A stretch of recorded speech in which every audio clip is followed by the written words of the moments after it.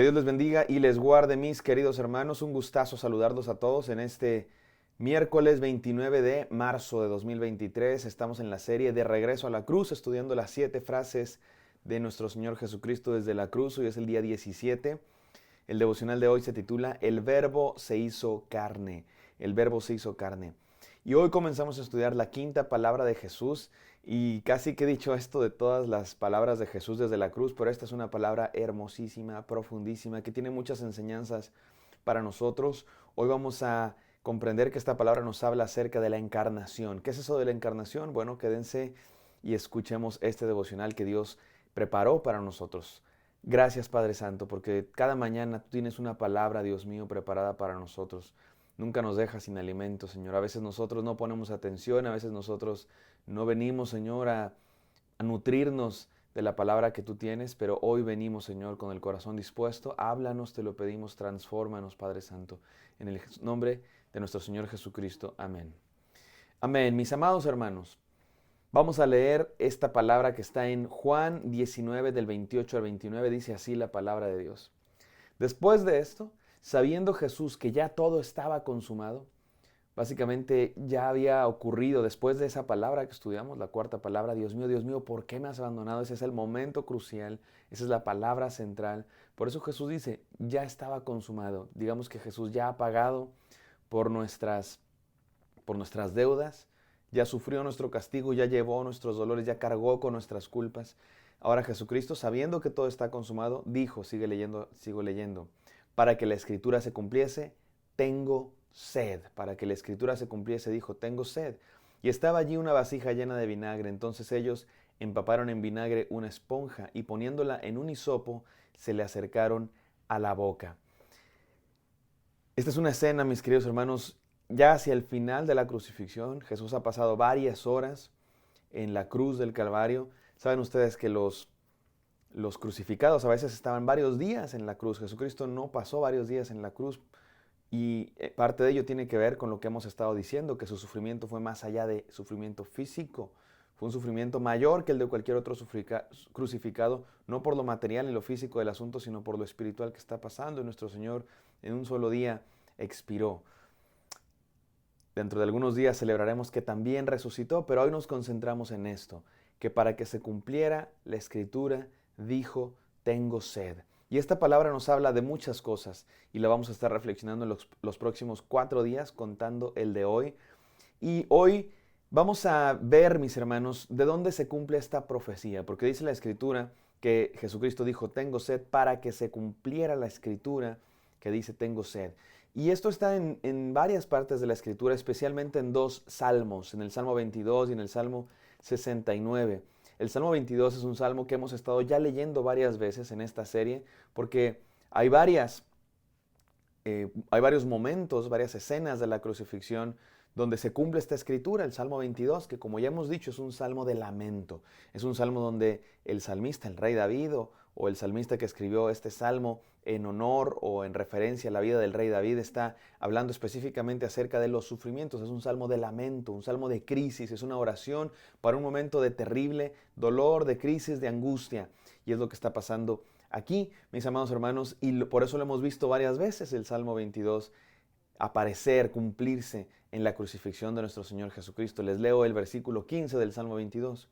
Como un tiesto se secó mi vigor, y mi lengua se pegó a mi paladar, y me has puesto en el polvo de la muerte. Nuestro Señor Jesucristo experimentó la misma aflicción que el salmista en el dolor, y la misma aflicción que ustedes y yo de pronto experimentamos, mis amados hermanos, cuando estamos en medio de dolores, de angustias, de peligros.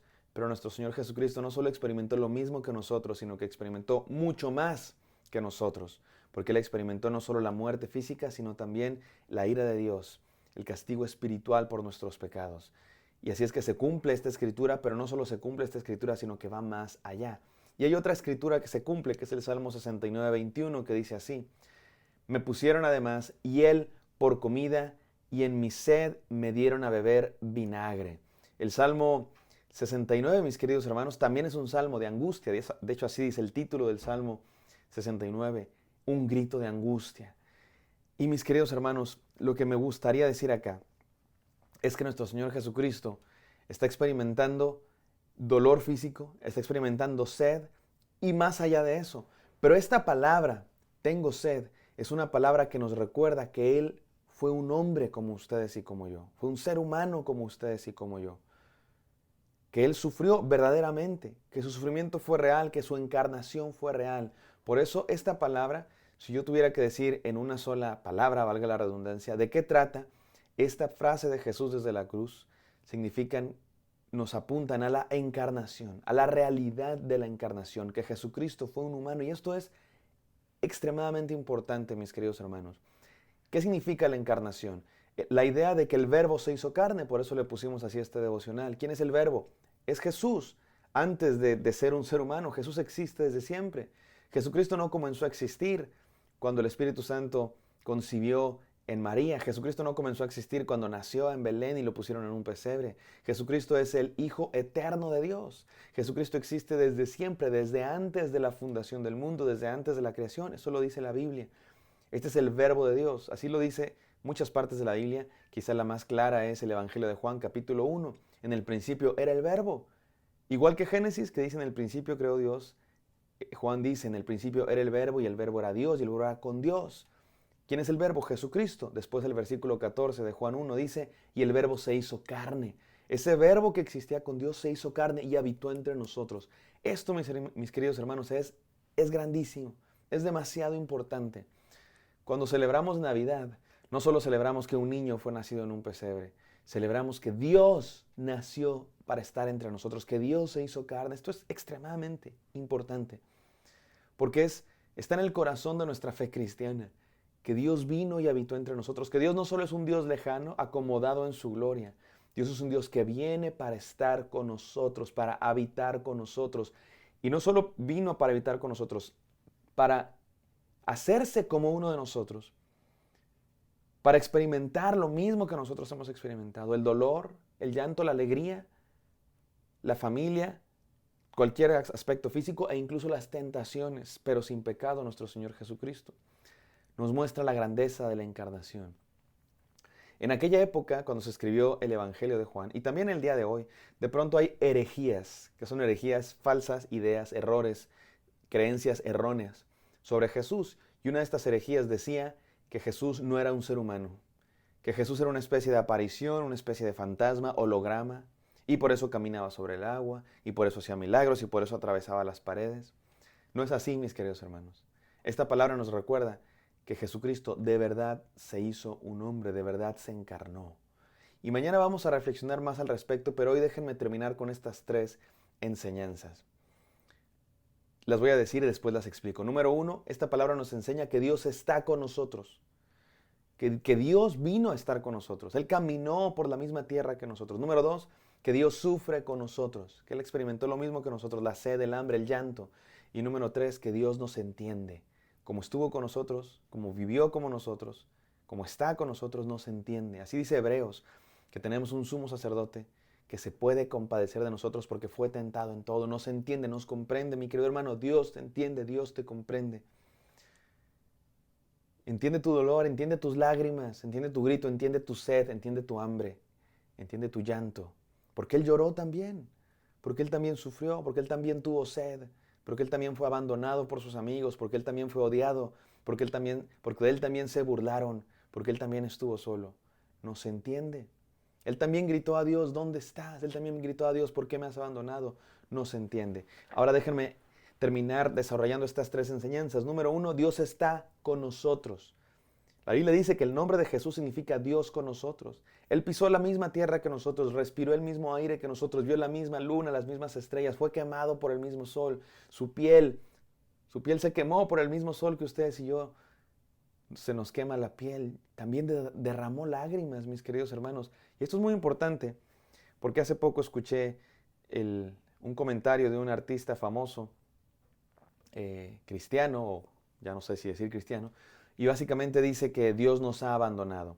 Y uno puede escuchar lo que él dice y entender que se refería a que Dios nos abandonó a nuestra responsabilidad.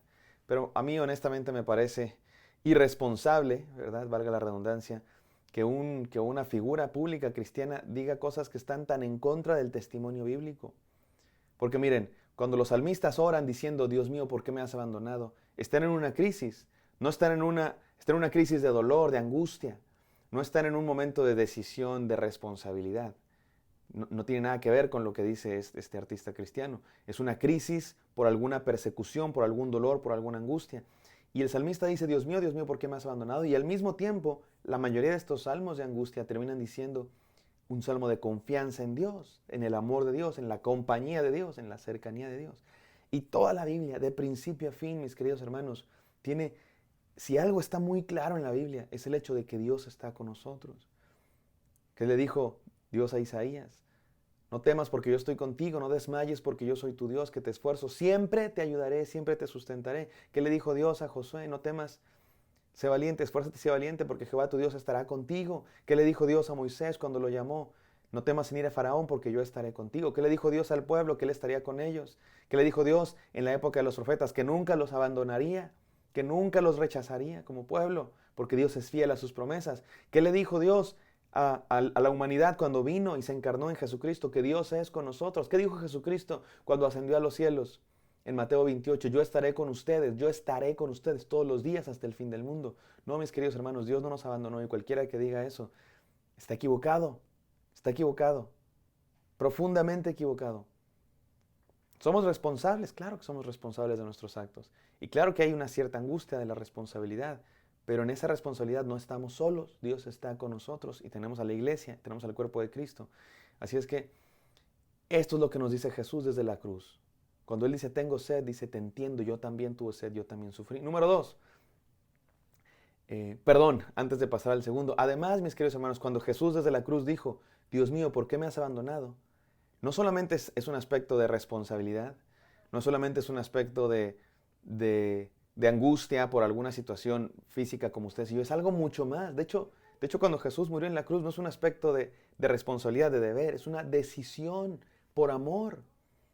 Se entregó a sí mismo. Y cuando Él dice, Dios mío, ¿por qué me has abandonado? Es mucho más allá. Es mucho más allá de una crisis, es mucho más allá de un dolor físico, es la ira de Dios derramada sobre Él. Y eso es muy importante entenderlo. Es muy importante entenderlo porque si ponemos el grito de Jesús, Dios mío, ¿por qué me has abandonado?, a una simple crisis psicológica o a alguna simple realización de la responsabilidad personal, estamos abaratando lo que está pasando en la cruz. Es una ofensa, falta de respeto a lo grave que está aconteciendo aquí. La ira de Dios derramada sobre Cristo Jesús para la salvación de nuestros pecados, para el pago de nuestras deudas. Número 2, Dios sufre con nosotros. Cuando Jesús dice en la cruz, tengo sed, nos enseña que Él sufre con nosotros. Él también lloró, Él también sufrió, Él también tuvo sed.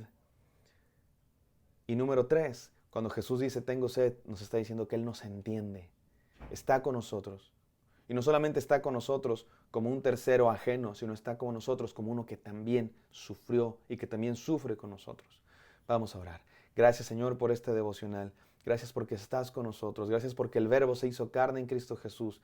Y en ti, Señor, Dios mío, tenemos un sacerdote, un Señor, un Maestro, un amigo, un Padre que nos entiende, que nos abraza y que nunca nos deja.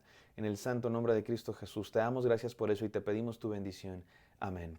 Amén, queridos hermanos. Espero que este devocional haya sido de bendición. Me encantaría encontrarlos el día de mañana. Bendiciones.